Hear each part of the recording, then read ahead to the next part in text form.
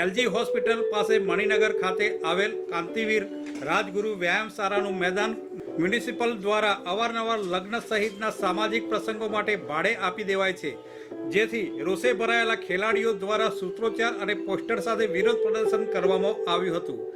એક બાજુ સરકાર રમશે ગુજરાત જીતશે ગુજરાતની જાહેરાતો કરે છે, ત્યારે તંત્રના આવા અણગણત નિર્ણયોથી ક્યાં રમશે ખેલાડીઓ?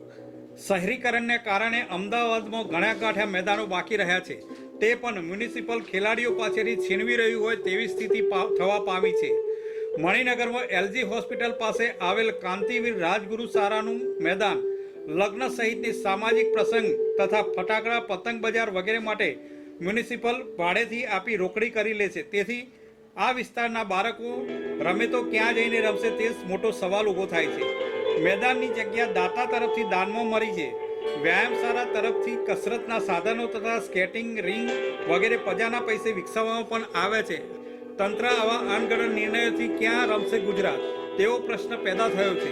આથી કંટાળીને યુવાનો દ્વારા મેદાનમાં વિરોધ પ્રદર્શન કરી આંદોલનની ચીમકી અપાઈ રહી હતી।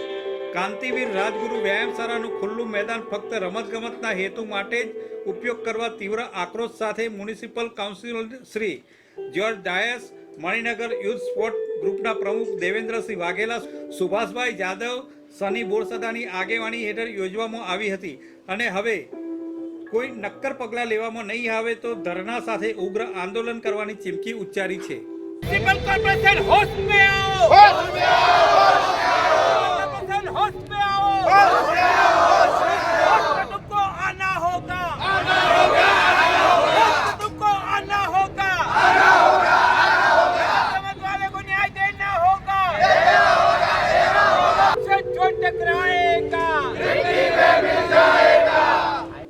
Report by Ashwin Limbachiya, Bharat mirror, Ahmedabad.